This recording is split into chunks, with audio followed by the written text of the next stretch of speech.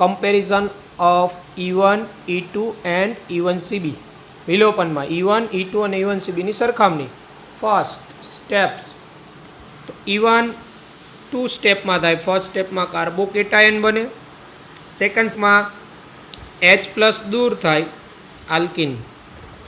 E2 1 step reaction, base CX બંધ જે alpha carbon એની CX બંધ અને બીટાનો CH વિરુદ્ધ એન્ટી પોઝિશનમાં હોય એ રીતે બેઝ એટેક કરે, X દૂર થાય, એક જ સ્ટેપમાં આલ્કિન બને.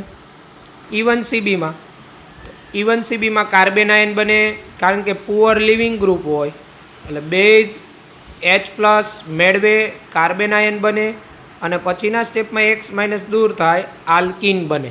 તો આ રીતે એના તબક્કાઓ છે જે તમને ઇન્ડિવિજ્યુઅલ પણ સમજાવેલા. અહીંયા આપણે કમ્પેરિઝન કરીએ છીએ.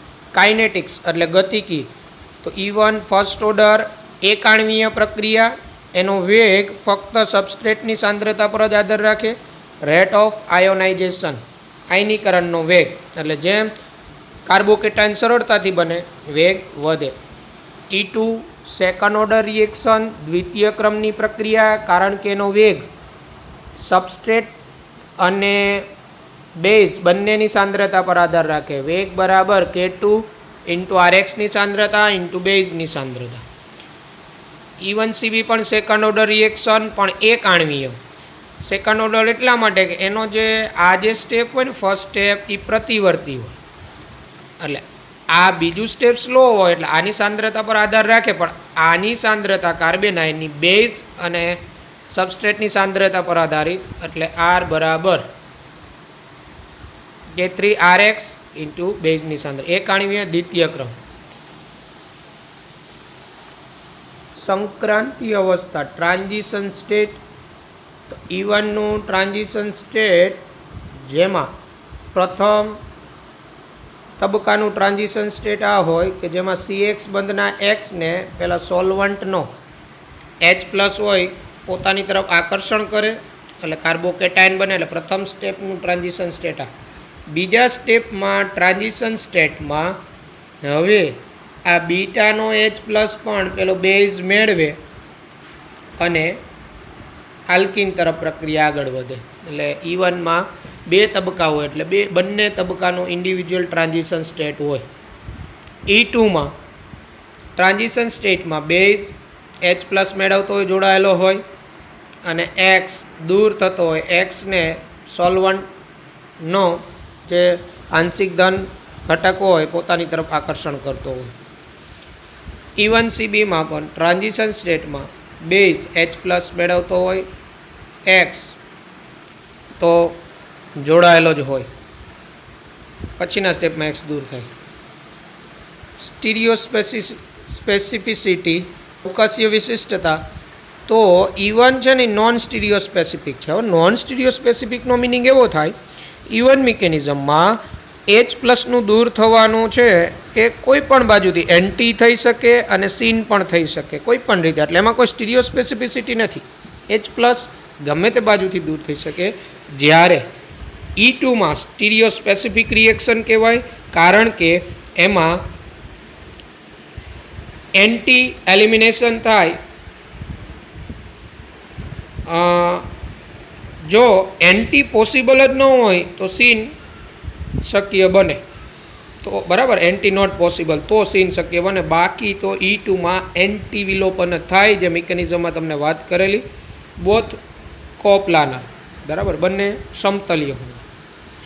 સ્ટીરિયો સ્પેસિફિક તો attack by base on beta hydrogen atoms. આ પણ સ્ટીરિયો સ્પેસિફિક, કારણ કે આમાં પણ એવું જ છે, બીટા કાર્બન પર એટેક કરે છે, બરાબર.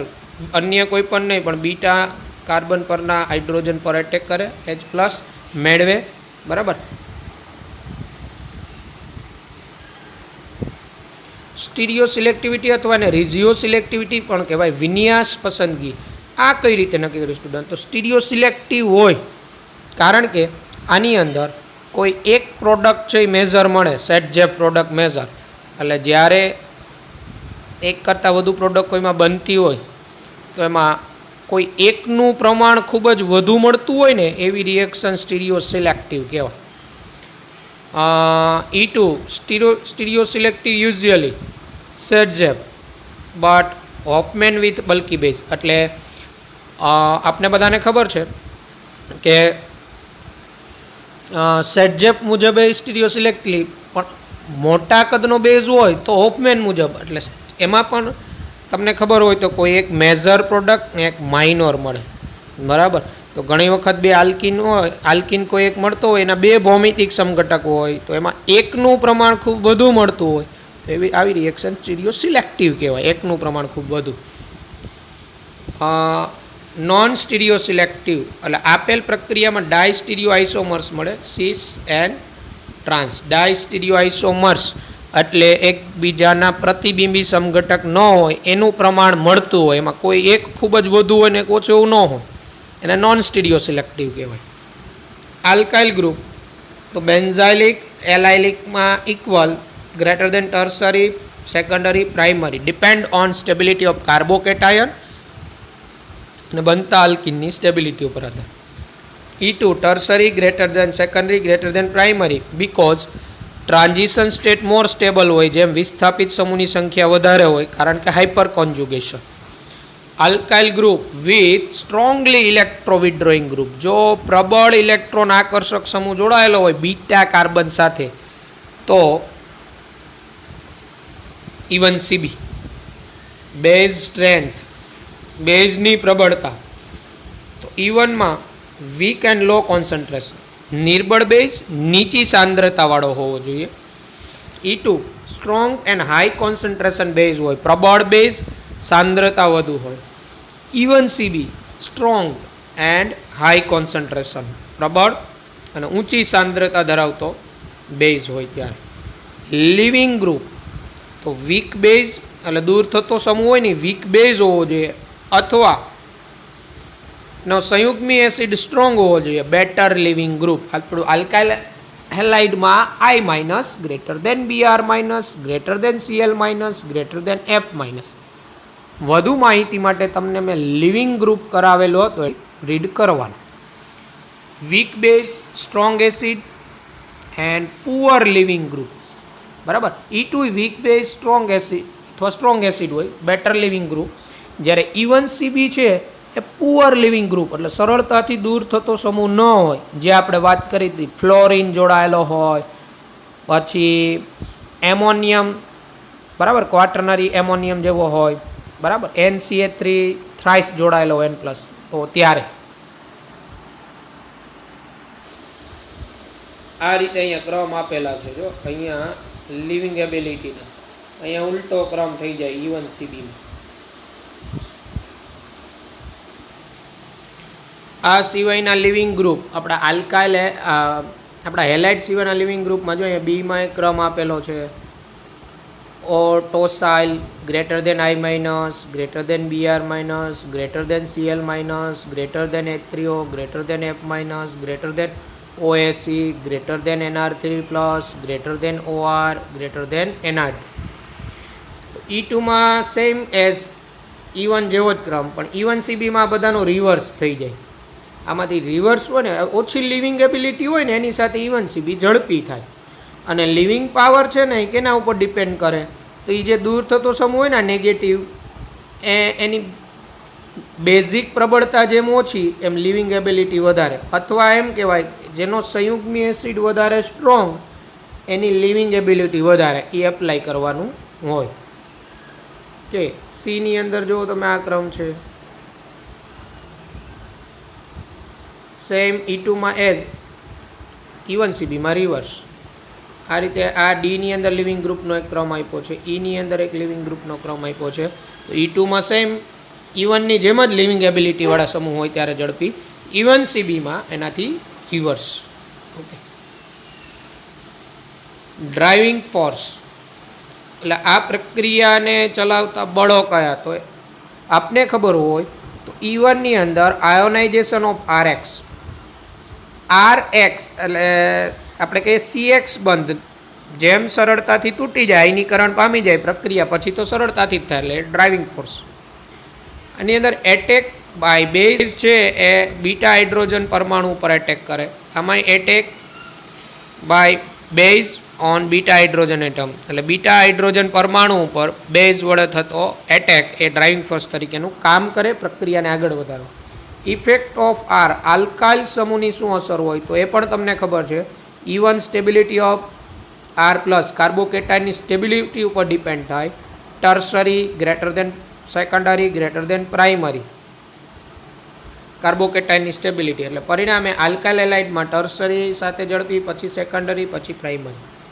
E2 stability of alkene Saytzeff's rules મુજબ સેમ આ જ રીતે. And even C B stability of R minus RX with electron withdrawing and poor leaving group. આની આયન જે RXમાંથી મળે, જે ઇલેક્ટ્રોન આકર્ષક સમૂહ સાથે અને નિર્બળ લિવિંગ ગ્રુપ સાથે જોડાયેલો હોય એની સ્ટેબિલિટી, બરાબર, સ્ટેબિલિટી ઓફ આર માઇનસ. રીઅરેન્જમેન્ટ તો E1માં કાર્બોકેટાયન બને તો રીઅરેન્જમેન્ટ અકર્સ, જેના ઉદાહરણ તમને મેં E1 કરાવી છે એમાં છે જ. E2માં નો રીઅરેન્જમેન્ટ એક્સેપ્ટ ફોર એલાઇલિક. એલાઇલિક હોય SN2 પ્રકારની, જેમાં એલાઇલિકમાં એકમાં જોવા મળે. E1 CBમાં નો રીઅરેન્જમેન્ટ. ઓકે, પછી આઇસોટોપ ઇફેક્ટ ખૂબ અગત્યનું. આઇસોટોપ ઇફેક્ટ, આઇસોટોપ ઇફેક્ટ તો E1 હોય ને એમાં primary kinetic isotope effect is not observed but secondary kinetic isotope effect is observed. હવે પ્રાઇમરી કાઇનેટિક આઇસોટોપ ઇફેક્ટ કોને કહેવાય, સેકન્ડરી કોને કહેવાય હું સમજાવું છું હમણાં. જ્યારે E2માં primary and secondary both kinetic isotope effect observe થાય, એટલે ટૂંકમાં CHની જગ્યાએ CD ડ્યુટેરિયમ કે જોડાયેલો હોય તો એની અંદર શું ઇફેક્ટ થાય એની જ વાત છે. એવું જ E1 CBમાં primary and secondary kinetic isotope effect both are observe. હું આઇસોટોપ ઇફેક્ટ તમને થોડુંક સમજાવું છું. તો જો આઇસોટોપ ઇફેક્ટ એટલે સમસ્થાનિકની શું અસર હોય તો હું અહીંયા તમને ઉદાહરણ આપું. E1માં તો E1માં તમને ખબર હોય તો આટલો ટર્સરી આલ્કાઇલ એલાઇડ હોય, અહીંયા બધે CH3 લીધેલા છે. પ્રથમ સ્ટેપ RDS હોય, રેટ ડિટર્મિનિંગ સ્ટેપ. તો પ્રથમ સ્ટેપમાં છે ને ક્યાંય CH બંધ નથી બ્રેક થતો, CX બંધ બ્રેક થાય. ઓકે, અને બીજા સ્ટેપ પછી બીજા સ્ટેપમાં પેલો બીટાનો હાઇડ્રોજન બેઝ મેળવે, પણ એ તબક્કો ફાસ્ટ હોય, બરાબર, એટલે એ એટલો અસર ન કરે. પણ અહીંયા આપણે આ CD અને આ CHમાંથી જેના રેટ ડિટર્મિનિંગ સ્ટેપમાં વેગ નિર્ણાયક તબક્કામાં જેનો CH બંધ તૂટતો હોય જેની ક્રિયાવિધિમાં, તો એ CH બંધ કરતાં CD બંધ વધુ મજબૂત હોય, એટલે CH વાળો કરતાં CD બંધ તોડવા, ડ્યુટેરિયમ હોય એ બંધ તોડવા માટે વધુ ઉર્જાની જરૂર પડે. પરિણામે રાસાયણિક પ્રક્રિયાના વેગ ઉપર અસર થાય. એટલે આમ આ રીતે જેના વેગ નિર્ણાયક તબક્કામાં CH બંધ તૂટતો હોય, બરાબર, અને Hની જગ્યાએ ડ્યુટેરિયમ હોય CD બંધ, તો CD બંધ તોડવા ઉર્જા વધુ જોઈએ, એટલે એનો વેગ ઘટે CD બંધને કારણે. તો આને પ્રાઇમરી કાઇનેટિક આઇસોટોપ ઇફેક્ટ કહેવાય, પ્રાથમિક સમસ્થાનિક અસર કહેવાય. જે મગજમાં રાખવાનું, SN1 અને E1માં ન જોવા મળે, કારણ કે SN1 E1નો વેગ નિર્ણાયક તબક્કો છે ને એમાં CH બંધ નથી બ્રેક થતો, એમાં કાર્બોકેટાયન પહેલાં બને છે.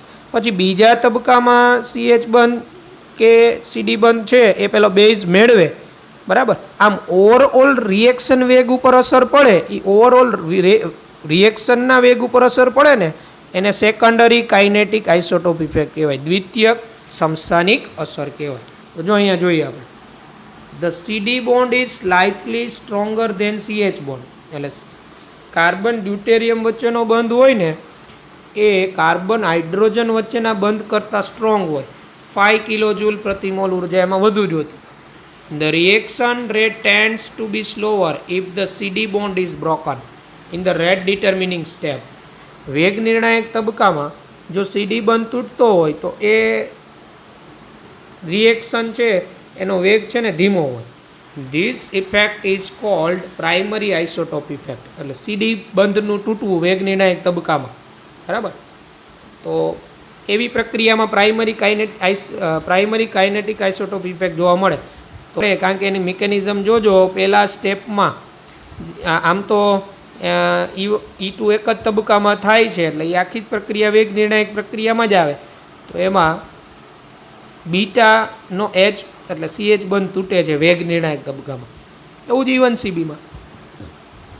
એટલે ઇન ધ અબવ આયન પેર, એટલે અહીંયા તમને બે આયન પેર આપેલી. Rate of formation is found to be slower down by near equal to 10% per D atom incorporated in place of hydrogen. એટલે અહીંયા ઉપર તમને આ બે રિએક્શન આપેલી છે 1 અને 2માં. અહીંયા આ જે આયન બન્યો, અહીંયા આ આયન બન્યો ડ્યુટેરિયમ વાળો.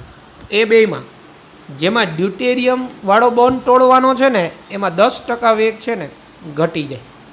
This is known as secondary isotope effect because it is bond other than that carrying the isotope label. It is bond other than that carrying the isotope label. એટલે આ જે છે એ અન્ય બંધ કરતા આઇસોટોપ લેબલથી આ પ્રક્રિયા આપણે કરીએ છીએ. એટલે ઓવરઓલ રિએક્શનનો વેગ છે ને ઘટી ગયો હોય એને સેકન્ડરી આઇસોટોપ ઇફેક્ટ કહેવાય. Containing the D atom is broken. જો અહીંયા E1 mechanism does not show primary isotope effect. Why? Since no CH or CD bond breaks in the first RDS. એટલે રેટ ડિટર્મિનિંગ સ્ટેપ છે ને એમાં CH કે CD bond break નથી થતા, એટલે પ્રાઇમરી આઇસોટોપ ઇફેક્ટ ન જોવા. But the rate of reaction depends on the nature of surrounding group at CX. પરંતુ રાસાયણિક પ્રક્રિયાનો વેગ એ CX બંધની આસપાસના સમૂહના સ્વભાવ પર પણ આધાર રાખે. The rate of reaction is slower if D is incorporated. પ્રક્રિયાનો વેગ છે એ ધીમો થાય જો ડી ત્યાં હાજર હોય, ભાગ લેતો હોય. હેન્સ સો સેકન્ડરી આઇસોટોપ ઇફેક્ટ. ટૂંકમાં કહીએ ને તો જેના વેગ નિર્ણાયક તબક્કામાં CD કે CH બંધ બ્રેક થતો હોય ને એને પ્રાથમિક અથવા પ્રાઇમરી કાઇનેટિક આઇસોટોપ ઇફેક્ટ કહેવાય, બરાબર. સેકન્ડરી આઇસોટોપ ઇફેક્ટ તો ઓલ ઓવર વેગ પર અસર થતી જ હોય, એટલે એ તો બધામાં હશે. ઓકે, લાઈક PHCH2CH2Br1 અને અહીંયા PHCD2CH2Br2 react at almost same rate with alcoholic NaOH. આ બે આલ્કેલિક એનએઓએચ સાથે એક સરખા વેગથી જ પ્રક્રિયા કરે. It means that they do not show primary isotope effect. એને કારણે એમાં પ્રાથમિક આઇસોટોપ ઇફેક્ટ ન જોવા મળે. Hence proceeds by E1 mechanism. જ્યારે E1 ક્રિયાવિધિથી થતા હોય ત્યારે the slightly faster rate of E1 reaction of 1 then that of 2 is due to secondary isotope effect. આ 1 જે છે, બરાબર, slightly faster rate of E1 reaction of 1, એટલે આ 1નો વેગ છે ને એ આ 2 કરતાં થોડો વધુ હોય, બરાબર. તો આ સેકન્ડરી આઇસોટોપ ઇફેક્ટ કરી, બરાબર, due to secondary isotope effect. એટલે કહેવાનો મતલબ અહીંયા ડ્યુટેરિયમ છે આ CX બંધની આસપાસ, અહીંયા CX બંધની આસપાસ H છે, એટલે એના સ્વભાવ પર આધાર લાઇટલી ફેર પડે તો એ સેકન્ડરી આઇસોટોપ ઇફેક્ટ. ટૂંકમાં પ્રાઇમરી આઇસોટોપ ઇફેક્ટ એટલે CH કે CD બોન્ડ વેગ નિર્ણાયક તબક્કામાં તૂટે ને તો પ્રાથમિક આઇસોટોપ ઇફેક્ટ એમાં જોવા મળે. એટલે આવું જ SN1માં છે ને પ્રાઇમરી આઇસોટોપ ઇફેક્ટ ન જોવા મળે SN1માં, કારણ કે SN આવું જ વિચારો જી આઇસોટોપ ઇફેક્ટ SN2 ની અંદર શું હશે, બરાબર. જોવા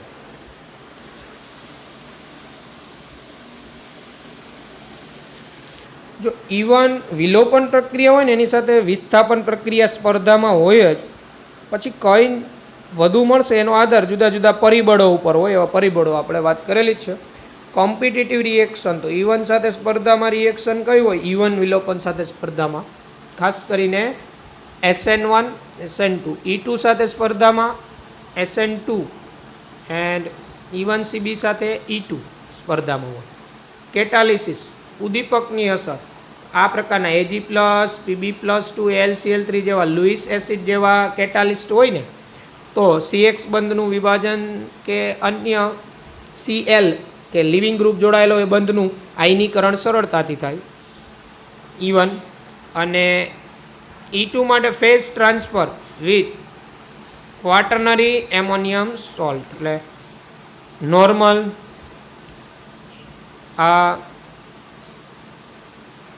બ્યુટાલ એમોનિયમ ક્લોરાઇડ બરાબર આ પ્રકારના એન સાથે ટૂંકમાં 4 બ્યુટાઇલ સમૂહ જોડાયેલા હોય તો E2ની જ શક્યતા વધી જાય આ પ્રકારના હોય ને તો phase transfer with ammonium salt.